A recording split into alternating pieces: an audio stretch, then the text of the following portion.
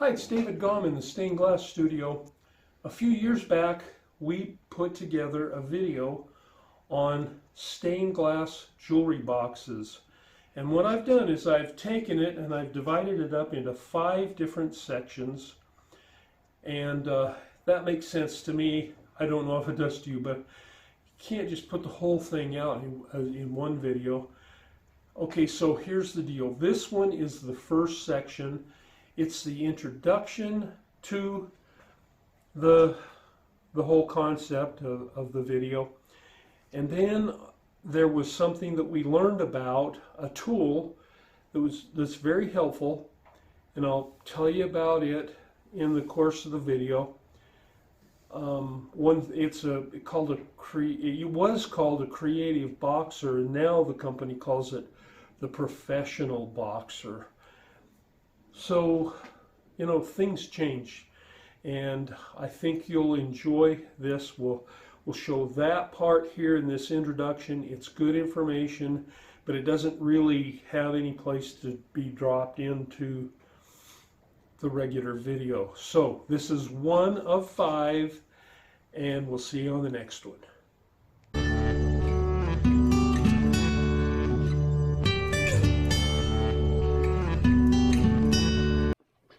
Well, hi, I'm David Gomm. Welcome back to the Stained Glass Studio. Today we have got a really great project. You know, a lot of times students find that they have 1 to 3 windows in them, and then they wonder what to do next. So today we're going to talk about jewelry boxes. We're going to show you how you can make your own nice jewelry box. These make great gifts, and they're really wonderful.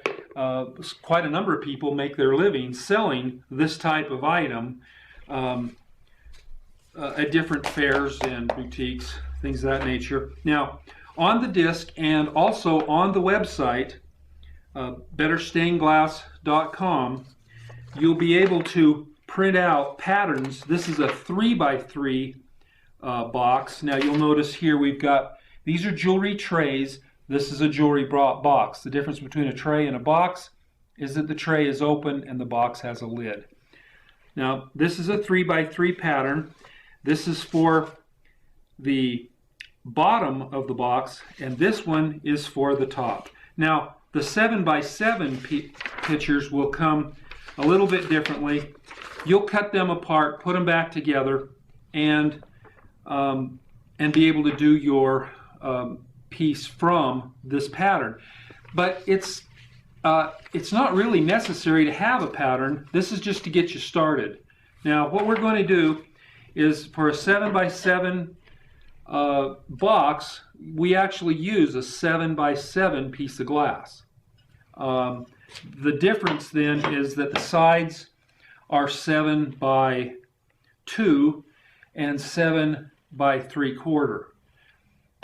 Top and bottom are just the same size. Once you build your a tray or two or a box or two, you may then want to start coming up with different design ideas. So I'd like to introduce Jeannie to you. Jeannie's my favorite designer, and she's going to tell you a little bit about how you can go about modifying your patterns so that it'll be nice. So Jeannie, what do you like to do? Well, the design is my very favorite part. You know, once you get into the technical part, then you sit and you work. But at first, the design is the most fun. So what I like to do is think, okay, I've got this square. What can I do with it? How can I make it more interesting? And here's something that we came up with using just a jewel and a glass blob. And we just would trace that on to the square that's going to be your top. I traced around this, and then I made a line that goes right through the center, and that would be my cutting line. So I would just cut right here and right here, and then I could just grind inside, just the same size as the jewel. And then I would foil around each piece, and that makes it a little more interesting. And I thought, oh, what else could you do? And I think, well, what if you just got your regular square and you just think, oh, wouldn't it be cool just to have a pink piece right through it? And so what I would do is I would mark on either side, cut out these two pieces, and I would have the pink in the middle. That's just something a little more interesting. So there are so many different things. You can make a design, for instance, like this. You can get all of your scraps that you have around and make little squares, maybe a design in the middle, and then that could be your top. So many different ideas. That's what's fun. Well, now, just to point out, this box right here has 3 different colors in it. The sides are yellow, but the side of the top is white, and then the top is this funky we call it meadowlark. Meadowlark, or is that mimosa? It's like, yeah. So, and now this box isn't quite done because it hasn't got a chain put on it yet. But there are lots and lots of ways to give your pattern variations, Yeah, and this use is your imagination. Yeah, that's a lot like just doing a regular stained glass window. Oh yeah, and that's kind of what it is. You do the teeny stained glass window and then use it as part of your box. Okay. Okay, you're probably all excited about doing some design work, and while you're thinking about your designs for your box, now I'm going to show you the part of the professional boxer tool and the handy wedges. And these are things that we didn't have back then. You know, this jewelry box video was one of my granddaughter's favorite videos, and the reason she liked it so much was because while I was soldering it, and you'll see that in the soldering video, I made a mistake and I dropped the lid or something, and she just laughed and laughed, and then she'd rewind it and play it again. And so that's kind of a family favorite, and so that's why it's left in there. But I think you'll enjoy this information about these tools. This is not specially put together for this video, and so maybe I've missed some things, but I do think it's good information. You'll enjoy it. And then I look forward to seeing you on the next video, which will be about cutting stained glass. And these are some wedges that they also sell, or that they make. My stained glass distributor that I buy through did not carry those back when I was making the boxes, and so I didn't even know about this. But now I want to show you how convenient this can be for assembling something. And so I'm going to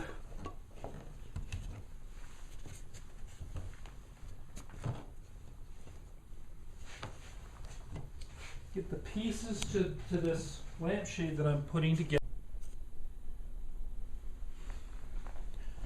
Okay, now to show you a little better how this box creator works, I wanted to show you, first of all, these wedges are made so that you can slide them under and keep the box creator from falling over. Now, because you can't really see what's going on when I put a piece of glass in here, I've cut these 2 pieces of wood, and just to demonstrate what's really going on. And when you put the 2 pieces of wood in, look what you can do. You can slide it together so that you can get the 2 edges, the inside edges of the 2 pieces of glass to fit right up perfectly with each other. So you've got this piece of glass coming down at a perfect 45-degree angle to this one. You tack on the inside, and then when that's done, you can flip it over and fill in this area right here. And so the combination works really well. Also, you can use these blocks to support the ends. For example, if if instead we're doing something of this nature, we can put our blocks here and support things, so they're very handy, and they're pretty rugged and durable. So I'm placing these into the jig and lining them up, and what's cool is that both surfaces are at exact 45 degrees to each other.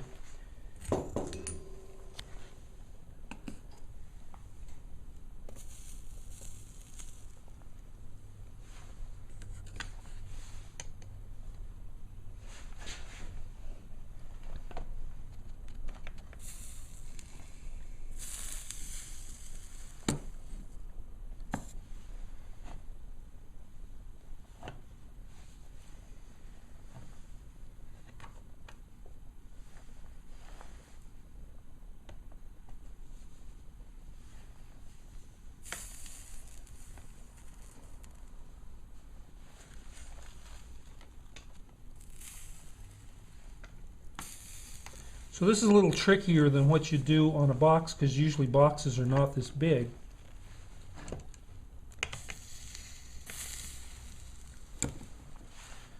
But I'll apply the other side just the same. And then I'll go ahead and knit this side just like I showed in the video. But when we get done with this, then we'll have a beautiful lamp just like this one right here.